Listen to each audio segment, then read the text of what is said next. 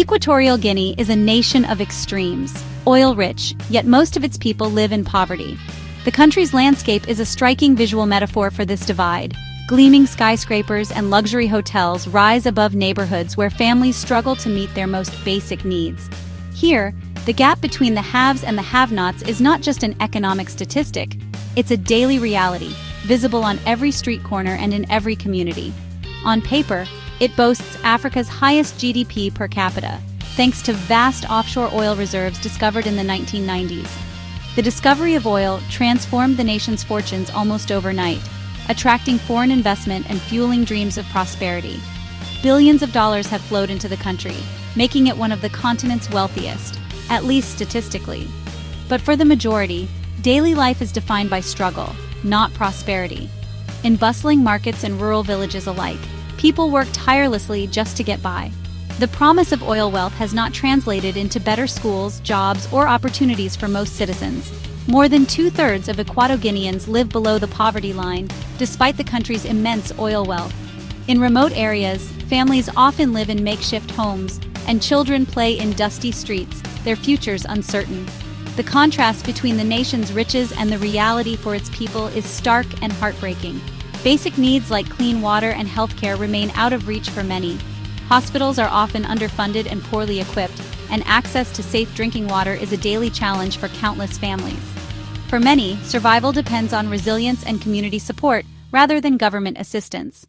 The nation's riches are siphoned off by a tiny elite, leaving the rest behind.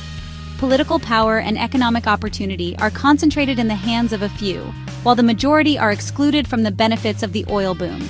In Malabo, luxury cars cruise past crumbling buildings and bustling markets, where survival is a daily challenge. The city's streets are a study in contrasts, opulence and deprivation side by side, a constant reminder of the country's deep inequalities. The oil boom created a thin veneer of modernity, but beneath it lies deep inequality and injustice. While a select few enjoy the trappings of wealth, most Equatorial Guineans see little improvement in their lives. The glittering buildings mask a society where opportunity is scarce and hope is often in short supply. For most, oil has been a curse, not a blessing. The presence of oil has brought environmental damage and social upheaval, but little in the way of lasting benefits for ordinary people. The wealth that could have transformed the nation instead fuels corruption and repression. Political dissent is often met with force and transparency is rare. The government's grip on power is maintained through control of resources and suppression of opposition. Equatorial Guinea's story is a warning. Without transparency, natural riches can deepen suffering. The nation's flag flies over both luxury and hardship, a symbol of unity that belies the divisions within. The symbols of wealth, gleaming towers, expensive cars, are not progress, but evidence of a tragic national failure.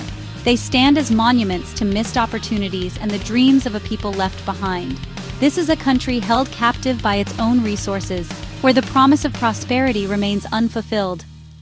Equatorial Guinea's story is a powerful reminder that true progress is measured not by wealth alone, but by the well-being and dignity of all its people. At the heart of Equatorial Guinea's story lies a striking paradox, embodied by President Teodoro Obiang Nguema Mbasogo. He is Africa's longest ruling leader, a figure whose name has become synonymous with both power and controversy. Since seizing power in a 1979 coup, Obiang has transformed the state into a tightly controlled family enterprise. The boundaries between public resources and private wealth have all but disappeared, as the president and his inner circle treat the nation's riches as their own. The discovery of oil in the 1990s brought unimaginable wealth, but instead of ushering in progress or reform, it cemented a kleptocracy. The ruling family's lavish lifestyle stands in stark contrast to the poverty faced by most citizens, while dissent is swiftly and ruthlessly silenced. Key government positions and the most lucrative contracts are handed to relatives and trusted loyalists. This system ensures that the nation's oil wealth remains locked within a small, privileged circle, leaving little opportunity for ordinary Equatorial Guineans to benefit. Foreign companies seeking access to Equatorial Guinea's oil reserves must navigate a web of corruption, often funneling millions into firms controlled by the Obiang family. Doing business here means playing by the regime's rules, no matter how questionable. International investigations and exposés have revealed vast embezzlement schemes and money laundering operations tied to the regime. Yet, despite mounting evidence and global scrutiny, little changes within the country's borders. The regime's grip on power is maintained not through popular support, but by distributing oil money to loyalists and using security forces to crush any sign of opposition or protest. In the end, Obiang's dynasty is built not on public service or national unity, but on oil, a system that has brought devastation and inequality to the people of Equatorial Guinea, while enriching only a select few. President Obiang's son, Teodorin, is the regime's most flamboyant symbol of excess. As vice president and heir apparent, he's infamous for his lavish lifestyle, supercars, mansions, and million-dollar shopping sprees. International courts have seized his assets from Parisian palaces to a Malibu mansion as proceeds of corruption. Yet at home, Teodorin remains untouchable, his power undiminished. His extravagance is a daily insult to citizens struggling for basics. Public office for the elite is a license for personal enrichment. The regime's priorities are clear: luxury for the few, hardship for the many.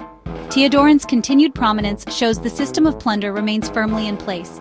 It's a monument to impunity, not progress. For decades, oil fields like Zafiro were the lifeblood of Equatorial Guinea's economy, transforming the tiny nation almost overnight. The discovery of vast offshore reserves in the 1990s attracted global energy giants such as ExxonMobil, ushering in an era of unprecedented growth. Oil money poured into state coffers, funding grand infrastructure projects and fueling a sense of optimism that seemed boundless. The country's leaders touted oil as the ticket to prosperity, and for a time it was. But that era of easy money is rapidly coming to an end. Since 2015, oil production has plunged by nearly 80%, leaving once bustling platforms eerily quiet and communities that depended on oil jobs facing uncertainty. By late 2024, daily output had dwindled to just 60,000 barrels, a mere shadow of its former peak. The decline is visible everywhere, from idle tankers to empty storage facilities. ExxonMobil's decision to pull out in June 2024 sent shockwaves through the industry and the nation. It was a stark vote of no confidence in the future of Equatorial Guinea's oil sector, and a signal that the world's biggest players no longer saw promise here. The aging fields were left in the hands of the struggling state oil company, which lacks the resources and expertise to reverse the decline. Maintenance is slipping and hopes for new discoveries are fading. This decline threatens not just the economy, but the very foundation of the regime's patronage system. Oil revenues have long been used to buy loyalty and maintain the government's grip on power. Without the steady flow of petrodollars, paying off loyalists and sustaining the illusion of prosperity becomes increasingly difficult. The cracks are starting to show, from empty government offices to shortages in stores. The economic crisis is not just a matter of numbers, it's existential. Ordinary people are feeling the pinch, as businesses close and basic goods become scarce. Now the country stands at a crossroads. It must diversify its economy and find new sources of growth, or face the consequences of relying on a resource that is running out. The oil engine that once powered Equatorial Guinea's rise is faltering, and with it, the very foundations of the Obiang dynasty are beginning to crack. With oil production collapsing, the government is scrambling to revive its fortunes. It's launched a new licensing round, slashing taxes and offering incentives to lure foreign investors. 7 new contracts have been awarded to companies like Chevron and Africa Oil Corp, hoping to spark a new drilling boom. The focus now includes monetizing natural gas and positioning Equatorial Guinea as a regional processing hub. The gas mega-hub aims to process gas from neighbors and export it as LNG, leveraging existing infrastructure.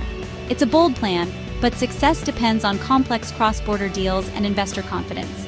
The regime is betting on energy to buy time, but the risks are high. The future of the sector and the nation hangs in the balance. Oil wealth has built a landscape of empty monuments, grand projects that serve as a facade of progress. The most notorious is Ciudad de la Paz, a new capital city deep in the jungle, now a ghost town of deserted highways and unfinished buildings. The Grand Hotel Giblojo, a 5-star luxury hotel, stands empty near the new capital, a symbol of wasted ambition. Across the country, Empty airports, oversized ministries, and a $300 million presidential jet showcase extravagance, not development. These projects are for show, not for the people. The regime builds for ego and image, not for citizens' needs.